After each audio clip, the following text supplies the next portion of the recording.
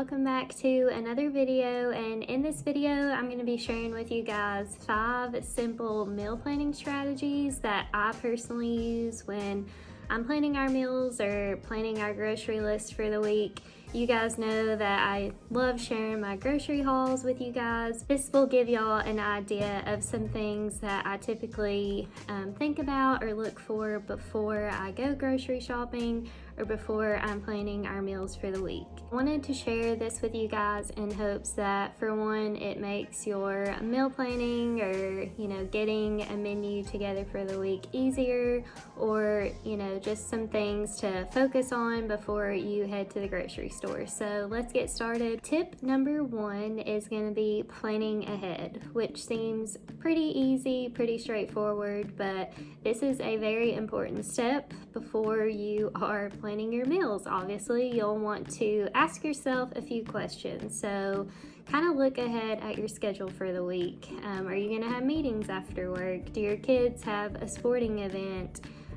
What is your week going to look like? So it's going to help you decide what kind of meals that you're going to need for the week. Are you going to need leftovers? So really paying attention to your schedule. And if you do know that you are going to need leftovers, making sure that whatever meals you're picking out, let's say for example, if you are wanting dinner leftovers to have or if you're wanting to have leftovers for lunch the next day with a dinner, or leftovers for dinner the next night, making sure that you're purchasing enough of whatever that meal might be to provide multiple meals through the week. It's important to have a plan because we would all love to, live that intuitive eating lifestyle where we're eating whatever we want at any given moment, but we all know that that is not very realistic for us sometimes. Like I mentioned, you might have a crazy schedule, you might have an opportunity to not really eat the things that you want at that given moment. So anytime that you can plan ahead as far as planning your meals can really help decrease a lot of stress in the kitchen and just decrease stress for yourself. So do yourself a favor next time you are making your grocery list or thinking of what you're going to fix for the week, look at your schedule. So tip number 2 is going to be finding inspiration. I usually go grocery shopping on like a Saturday or Sunday. So on Saturday, I might spend a few minutes kind of looking through Pinterest, looking at cookbooks. We have a ton of cookbooks, so I usually will go through some of these and just kind of get some inspiration, see what I'm kind of feeling for the week as far as what kind of meals.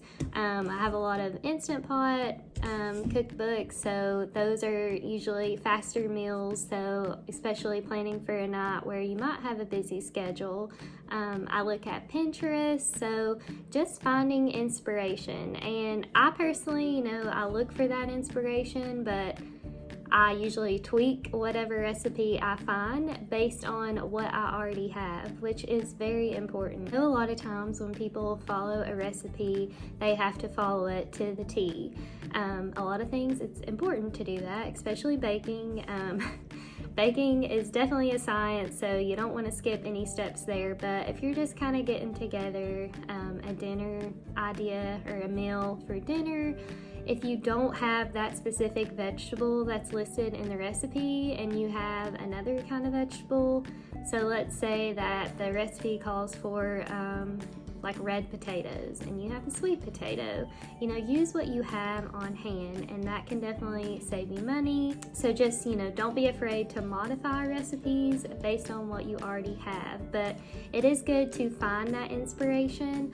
A lot of time I'm planning my meals, I'll start with maybe like a protein. So I usually fix like a whole chicken or chicken thighs or something like that for the week. So I'll go on Pinterest, what can I make for chicken thighs and what ingredients do I already have at home? So finding that inspiration will help guide you on what kind of meals you can fix for the week based on some things you already have. Which brings me to my third tip, which is creating your menu and checking your inventory. We've kind of talked a little about finding inspiration for meals, but after you have looked at your schedule, looked at some inspiration, maybe found a couple recipes, it's time to sit down and really kind of write it all down. So that is what I like to do.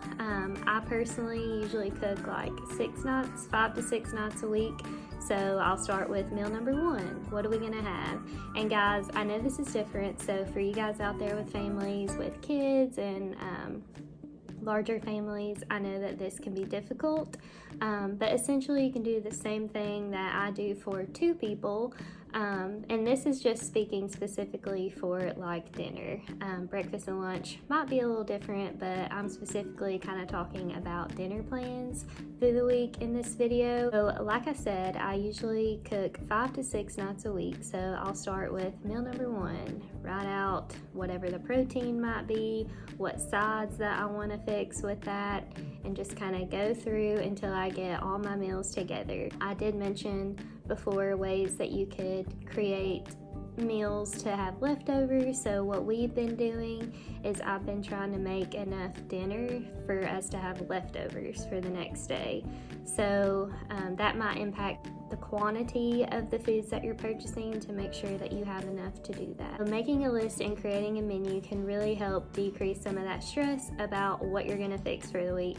I don't know how many people I have heard, this is just from friends or family or patients who are like, I just don't know what to cook, or they're going to the store every day to get something for dinner. But if you just write it all down and have a plan, then not only do you usually save money when you're creating a plan and a list for yourself, if you stick to that list, of course. That list and plan will save you money and save you time. Before you make your menu though, you always want to check your inventory. So when I say check an inventory, I mean checking your fridge, your freezer, your pantry. You might be surprised at what you will find. So let's say you're going through your freezer, you find some frozen shrimp you didn't know you had, you find some broccoli, some frozen bag of broccoli, and then you might have a bag of rice in your pantry. So that right there is a meal that you don't really have to purchase this week. So you could have shrimp with broccoli and rice, and there you go, you have a meal. So always check your inventory. It's going to be important not only to help save you money, but maybe save you, having to buy something that you already had at home. Because I know we are all guilty of, when we get to the store, we're like, do I have that at home? But you're not really sure, and then you get home and 2 boxes of something when you only needed 1. Obviously you can use that for later use. Important to check what you have, that way you know what you need when you go to the store. So tip number 4 is going to be find ways to save. We all love finding ways to save us money when we are going to the grocery stores.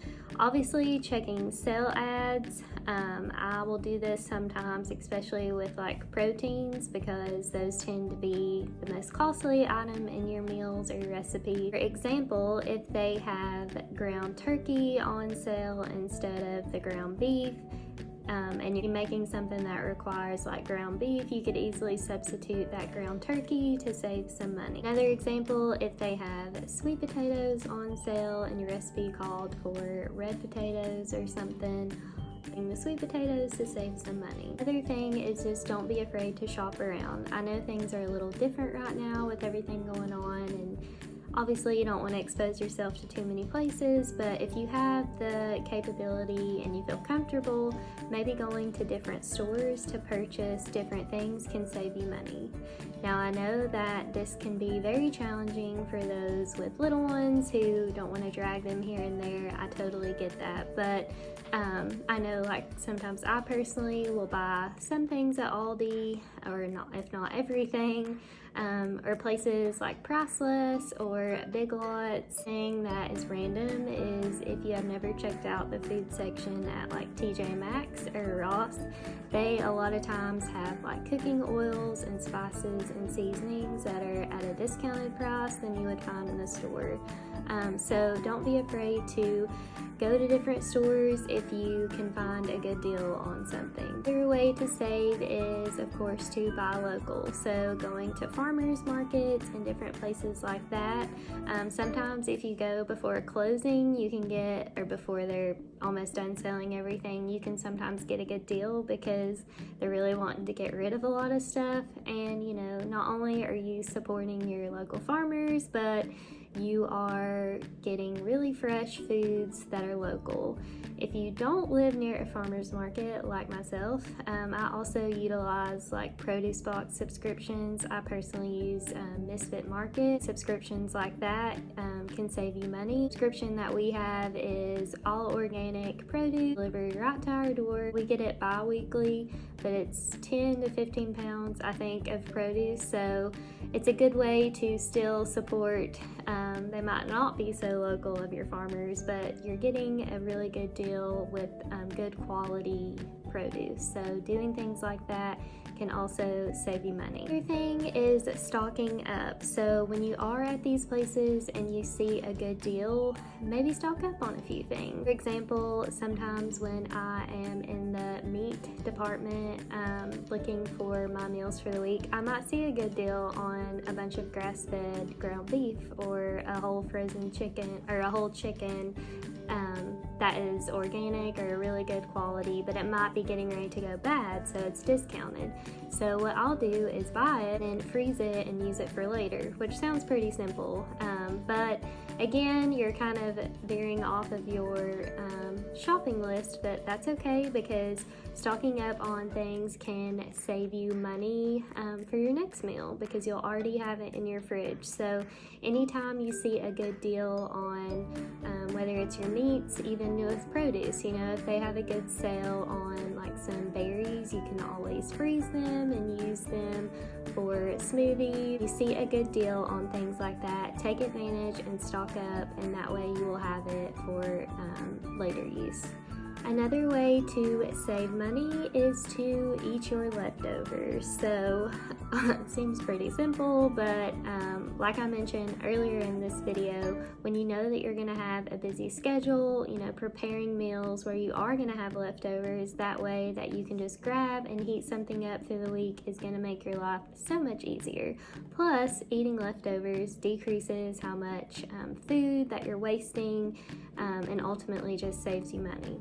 And the last tip number 5, I guess maybe it's a tip, maybe it's just a suggestion, but I'm gonna kind of walk you through how I plan our meals through the week. Most of the time when I'm educating my patients on what they should be eating through the day, I usually educate them on what is called the plate method.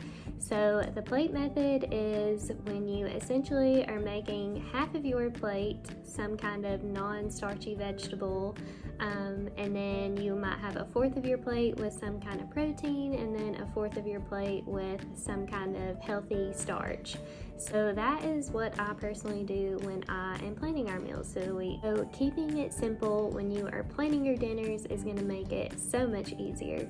Another thing is picking ingredients that are going to be versatile. So buying a bag of brown rice, that way you could use for multiple meals through the week. A bag of sweet potatoes that you could use for multiple meals through the week. Doing things like that will help, you know, make it easier and you'll have to buy less.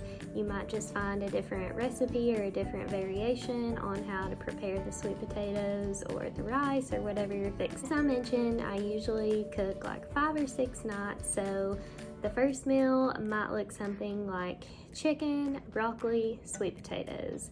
Another meal might be something as easy as tilapia, asparagus, brown rice.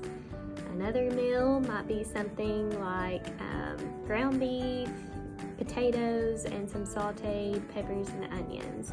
So keeping it very basic and trying to stick to that plate method, you know, does half my plate have some kind of vegetable?